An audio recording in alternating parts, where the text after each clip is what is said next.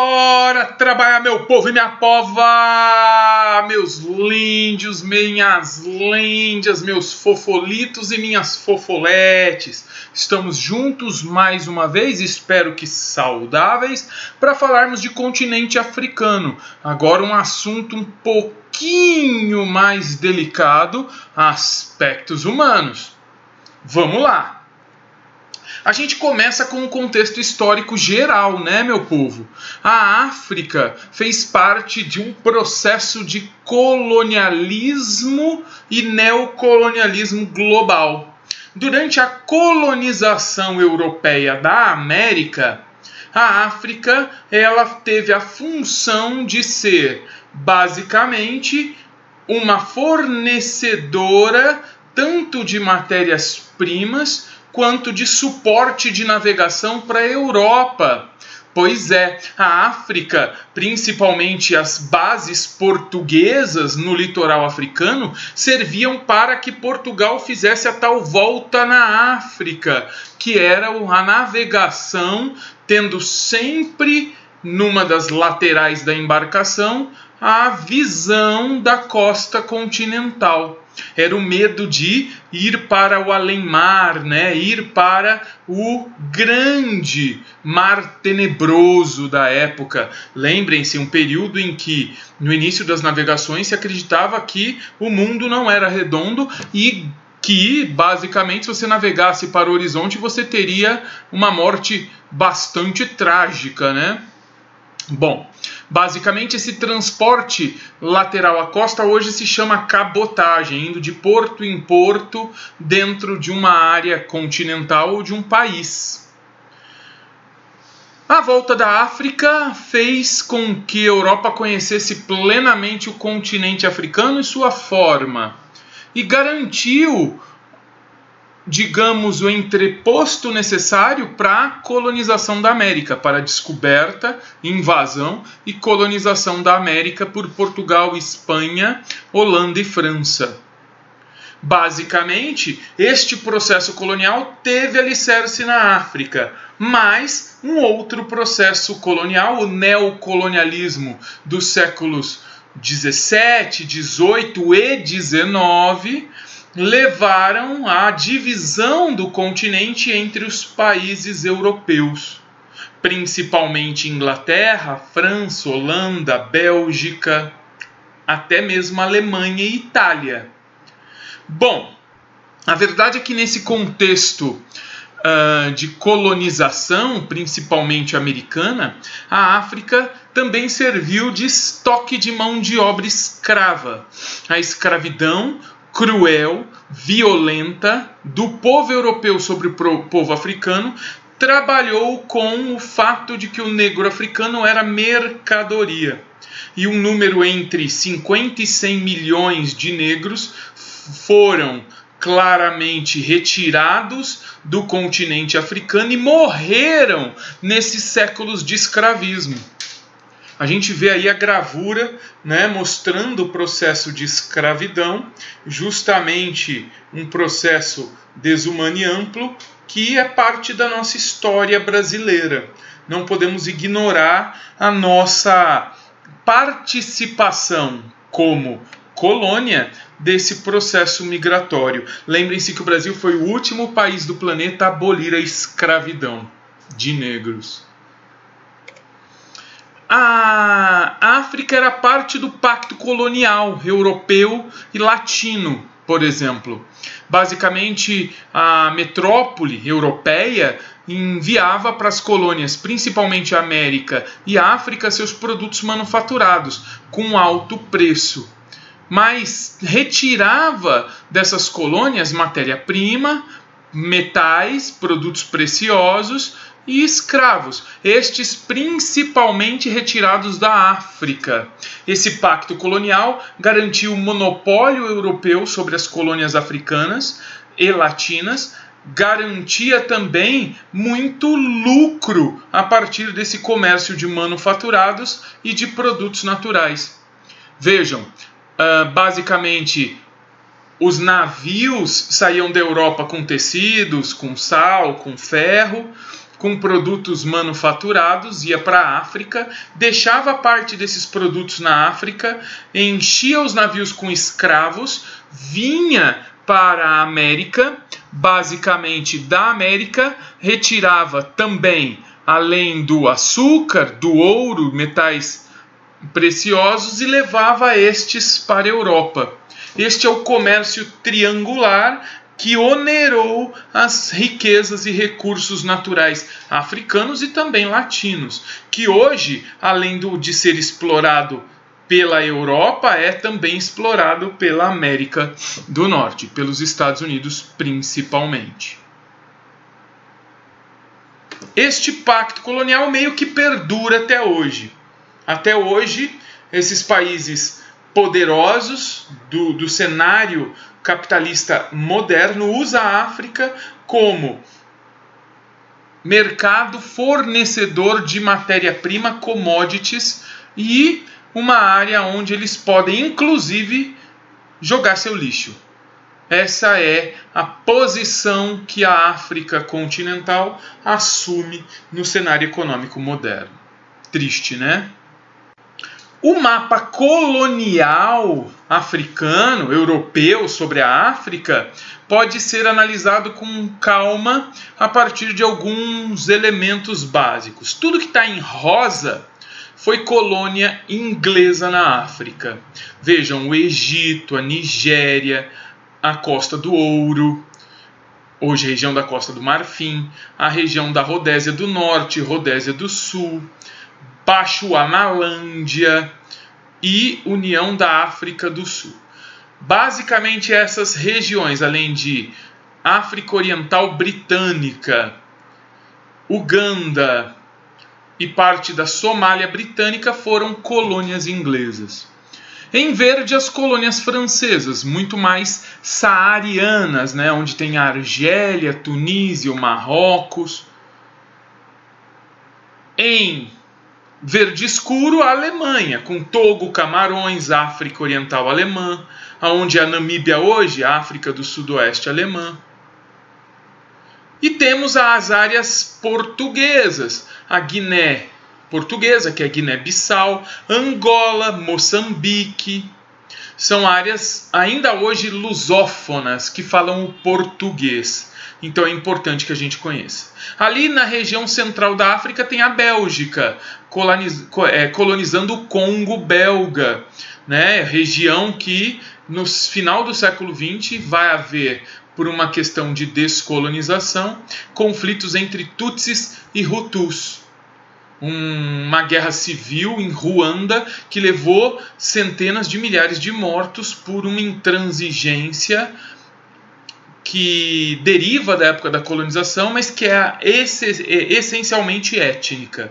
Esse mapa mostra ainda um listrado ali de rosa e branco, que é uma divisão de área colonial, onde seria o Sudão, entre Egito e Inglaterra, né? Então é chamado de condomínio anglo-egípcio, em que Egito e Inglaterra dividem o controle dessa região. E tem a Etiópia, que foi uma região plenamente livre de colonização, mesmo durante esse processo colonial inglês muito poderoso dentro do continente africano e nessa região em especial.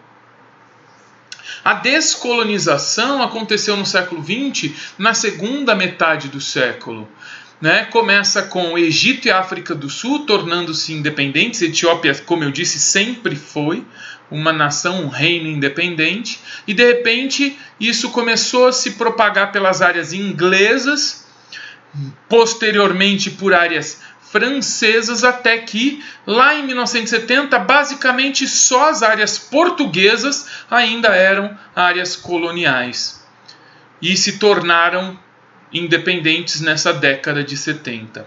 Então a descolonização africana foi um processo que durou aí 30, 40 anos na segunda metade do século XX. Garantiu a independência aos países, entretanto manteve fronteiras e manteve o controle das elites brancas que estavam no poder junto aos colonizadores sobre as áreas de povos nativos, ou seja, manteve a estrutura hierárquica controladora, a estrutura econômica excludente dentro do continente africano.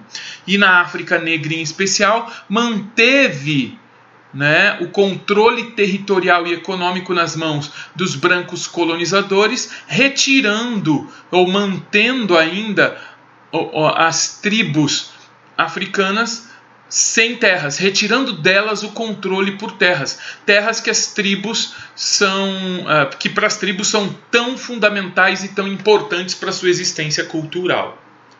Não dá para ignorar isso também, beleza? E falando aí nas tribos africanas, olha só a divisão étnica da África e a divisão política da África. A gente vê no mapa étnico africano uma característica multidiversa, Olha aqui, é o mesmo mapa agora colorido. Essa divisão mostra pra gente uma imensa quantidade de estruturas étnicas diferentes. E quando a gente observa essa estrutura étnica e a organização colocada pelos europeus de fronteiras das nações que mesmo depois da independência mantiveram mais ou menos suas fronteiras como foi estabelecida pela Europa, a gente vê que muitas nações acabaram se tornando nações com fronteiras artificiais.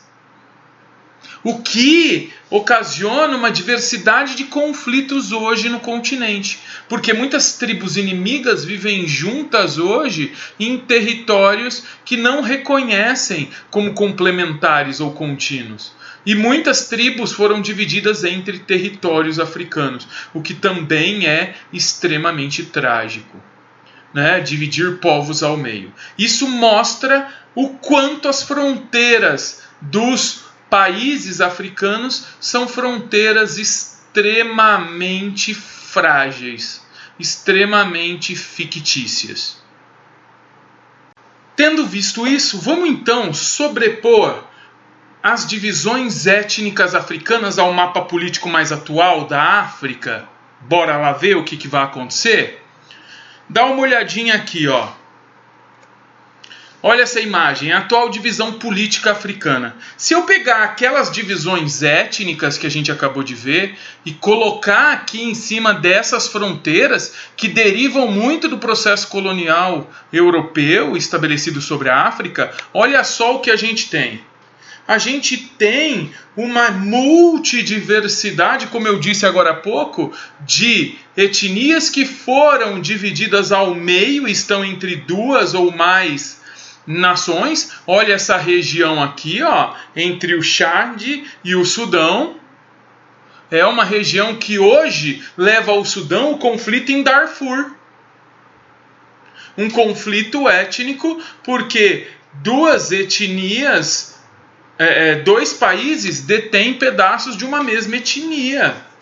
E muitas outras regiões têm uma diversidade multiétnica que leva a conflitos. O Sudão do Sul tem este caso. Um grande número de etnias que não tem a correspondência e aceitação mútua e acaba lutando hoje numa guerra civil por controle de todo o país.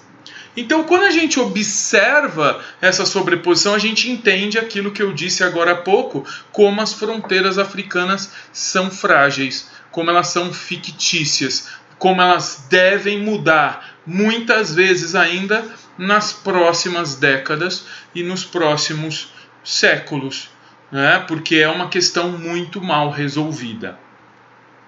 Bom, passando então da divisão étnica para a divisão linguística, claro que se eu tenho etnias diferentes, eu tenho uma infinidade de divisões linguísticas. E aqui a gente tem, então, uma lógica linguística estabelecida. Onde é amarelinho, nós temos o tronco linguístico do Níger-Congo. Olha aqui, ó, tá vendo? Esses são o número de línguas que derivam desta área, que é a amarelinha clara, aqui no Sahel africano. Tem manchas rosa. As manchas rosas derivam da língua crioula. E nós temos uma diversidade linguística muito grande. Dá uma olhada, o afroasiático, né? Ocupando aqui a região do Saara, onde nós temos os berberes, nós temos os egípcios, nós temos até a influência semítica. Semitas, que são os povos que derivam ali de Israel. Nós temos os indo-europeus, que estão lá embaixo, por exemplo, os africâneres, que tem influência holandesa, germânica, romana. Nós temos os nilo-saarianos também, que são esses amarelos mais escuros aqui. Então, basicamente, uma diversidade étnica que só é tão grande quanto a diversidade linguística e vice-versa. Você vai ter que saber todos esses idiomas? Não, não vai. Mas você vai ter que saber que o continente africano não é uma coisa só, nem etnicamente, nem em termos linguísticos. Este conceito geral, eu quero que você saiba que vai ser importante para você no vestibular e nas provas que você vai enfrentar a partir de agora. Tá? Então esse conceito geral você tem que saber que a diversidade linguística é muito grande, que a diversidade étnica é muito grande e que isso, claro, gera uma maravilhosa diversidade aparente étnica, uma biodiversidade étnica humana muito grande, mas também muitas vezes alimenta conflitos. Tá bom? Bom, nós temos uma divisão muito clássica entre África branca e África negra. A África branca é a África do Saara. Nessa região predominam os povos de origem árabe, etíope, egípcia, e é uma região onde nós temos a prevalência da religião islâmica. Tem produção mineral de gás natural e petróleo em algumas regiões, como, por exemplo, a Líbia. Tem também áreas de muita seca com rios intermitentes ou até arreicos, ou seja, rios que param de correr e que não desaguam em lugar nenhum. A África negra fica abaixo do Saara. É também a África subsaariana, onde a população é dita negroide. Predomina uma religião muito diversificada, mas com muita influência cristã, principalmente católica. E a maior parte dos países vive de subsistência agrícola. A gente precisa conhecer essa divisão, então vamos analisar, vamos ver. Tá aqui, ó, em rosa a África do Norte, em verde a África subsaariana e essa faixa central aí, o Sahel.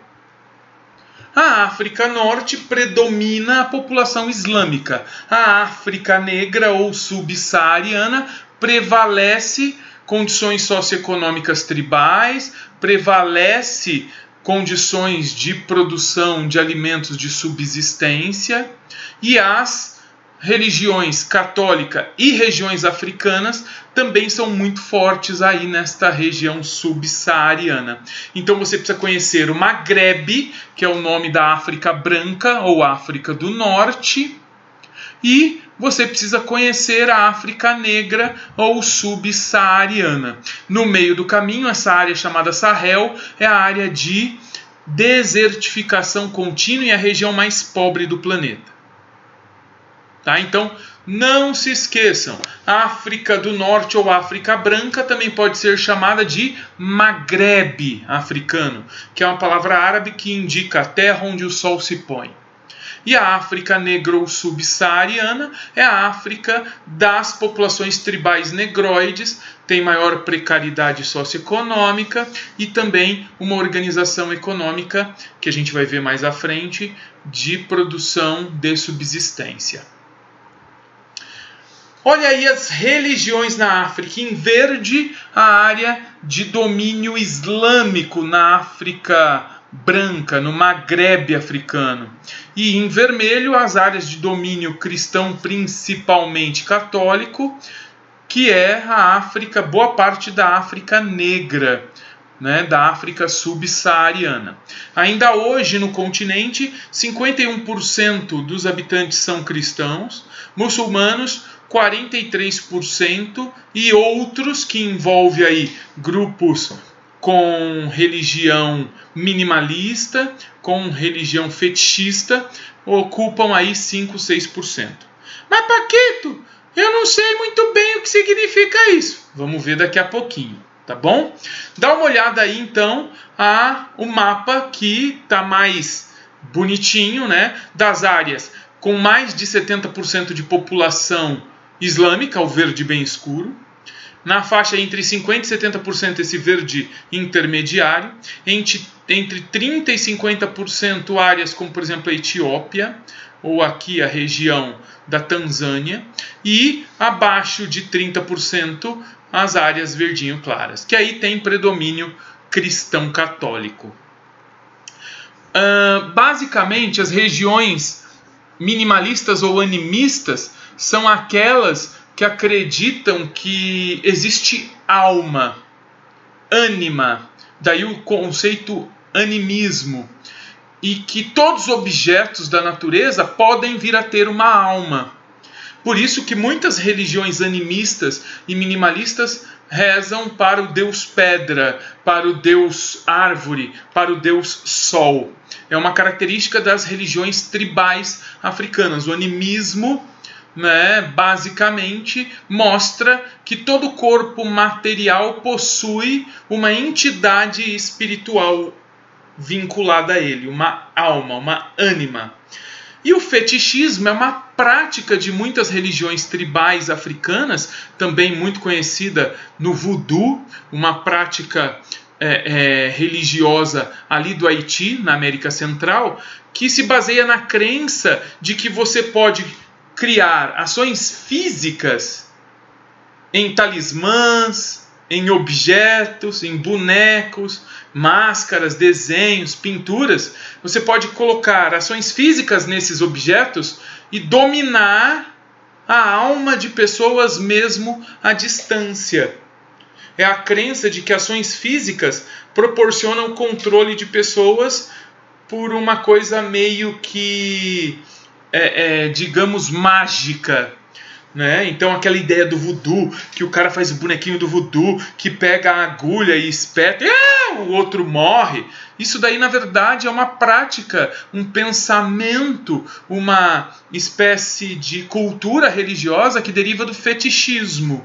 Né? Essa coisa de criar talismãs, amuletos que afetam a vida de outras pessoas à distância, é uma tendência prática de algumas religiões tribais africanas. Gente, são só crenças, ok? São só pensamentos religiosos. Não vamos assumir posturas extremamente preconceituosas a esse tipo de religião. Assim como tem muita gente que acredita que exista processos de exorcismo e ao mesmo tempo o processo de possessão, né, o processo de possessão de corpos por espíritos maus.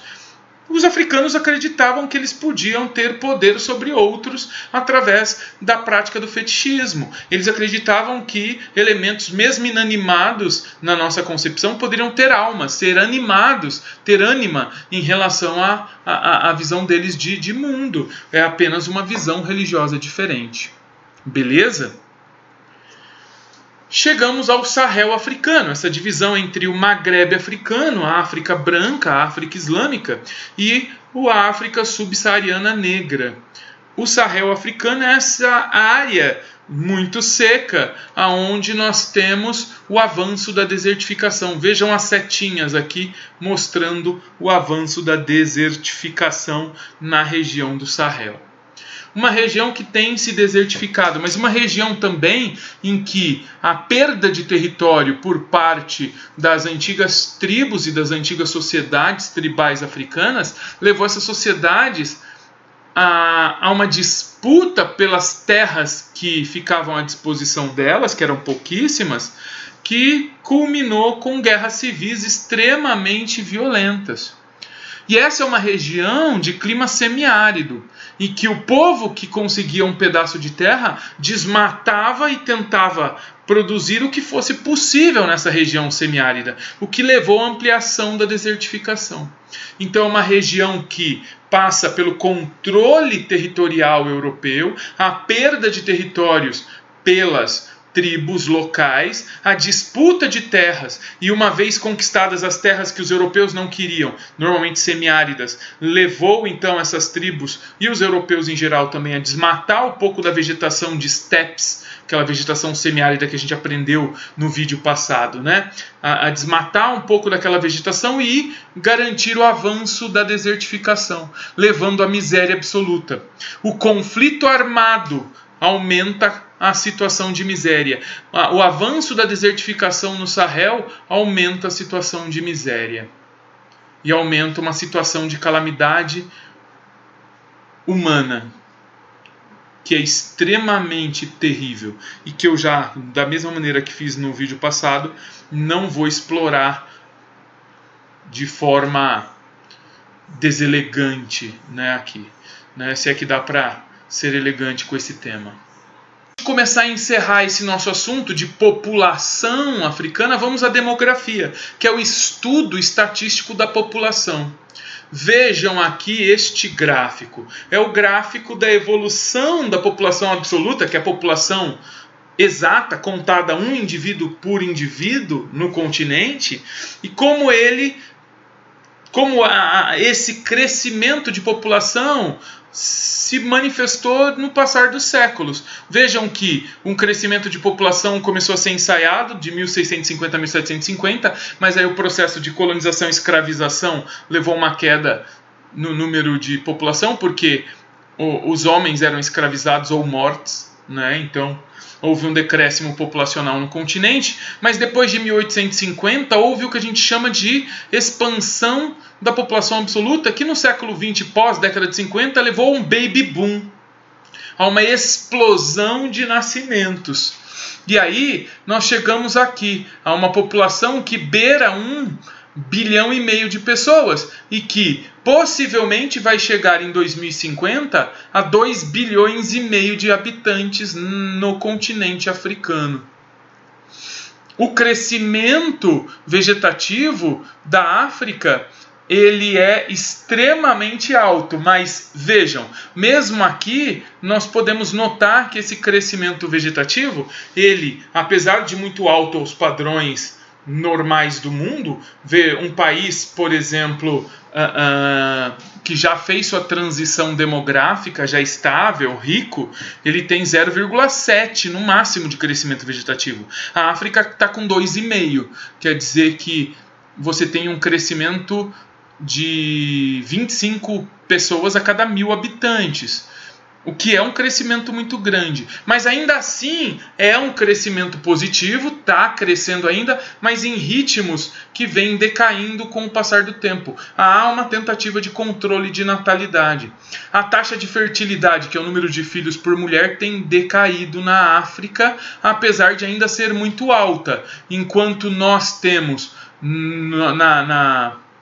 na região europeia mais desenvolvida uma taxa de menos de 1 filho por casal, na África você ainda tem cerca de 4,5 filhos por casal, que indica que a cada 10 casais nascem 45 crianças. Ainda é uma taxa de fertilidade monstruosamente alta, mas a gente começa a ver, por esses dados da ONU, que o ritmo de crescimento está decaindo.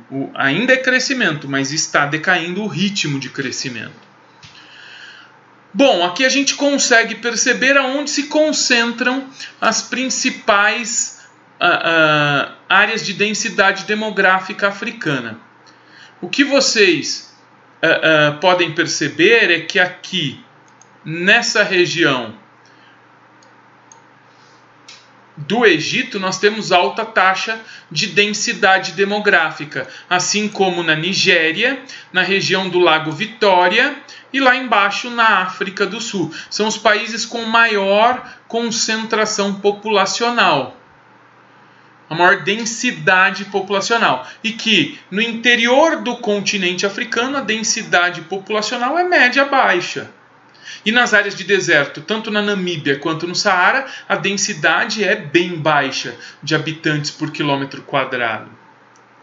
Mas existem regiões com imensas cidades, não é? Isso é compreensível porque algumas cidades, como Lagos na Nigéria, Cairo no Egito, por exemplo, Khartoum no Sudão, Alexandria no Egito, Abidjan na Costa do Marfim, Kinshasa no Congo, são cidades que apresentam alguma qualidade de vida e o entorno delas são regiões extremamente pobres.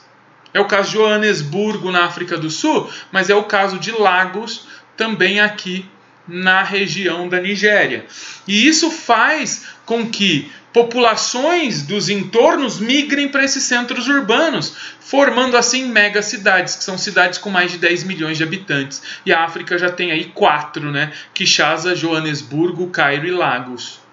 Cidades imensas. A população urbana cresce todo dia no continente africano. É o continente que mais se urbaniza dia após dia no planeta. Então, as populações que não encontram na área rural terras para poder sobreviver, porque essas terras estão nas mãos de meia dúzia de pessoas que são descendentes de colonizadores, migram para cidades para tentar sobreviver nesses espaços urbanos, e eles vão ficando cada vez mais concentrados. E aí o surgimento de favelas é uma realidade. Por exemplo, 91% da população do Sudão vive em favelas. Na ilha de Madagascar, 77% da população vive em favelas. Olha Madagascar aqui, o Sudão aqui. Na República Democrática do Congo, que está aqui ao centro, 75% da população vive em favelas. Na Somália, que está aqui, 73% da população vive em favelas. Se você pegar Malawi, Burkina Faso, Libéria, Tanzânia, Zâmbia, Togo, Nigéria, todos esses países têm mais da metade da população vivendo em submoradias. Favelas são moradias que deveriam ser temporárias, mal produzidas, sem saneamento básico, sem energia elétrica, sem água tratada, onde as pessoas vivem amontoadas numa situação de calamidade social. É terrível, é absurdo, mas o continente africano, como a gente viu, e eu não quis ser sensacionalista com as fotos da população miserável, né? O continente africano é um continente de população esquecida economicamente e de população miserável economicamente. Isso é fato. Isso reflete na estrutura urbana, claro que sim. E claro que reflete na mortalidade infantil, que é um absurdo de alta. 9% das crianças que nascem na Somália morrem, 9,5%. Morre com menos de 2 anos de idade, por falta de alimentos, porque foi contaminada por água não potável, porque vive em áreas sem quaisquer condições de saúde pública e saneamento básico. Mas não é só na Somália, né? Na República Centro-Africana, no Chad, no Níger, na Guiné-Bissau, em Burkina Faso. São países que têm mais do que 8% de óbitos de crianças. Na Europa, o aceitável é 0,4%. Olha só! 20 vezes mais crianças morrem na África do que na Europa. No Brasil, que essa mortalidade ainda é alta, é de 1,5%. E é alta? É um país latino. É terrível perder crianças. Mas na África, quanto mais escuro no mapa, maior a mortalidade infantil. Essa é a realidade. E o IDH claramente reflete tudo isso, né? O IDH reflete isso por quê? Porque sem condições de saneamento básico, a mortalidade é muito alta. E o IDH, um dos índices, é a expectativa de vida.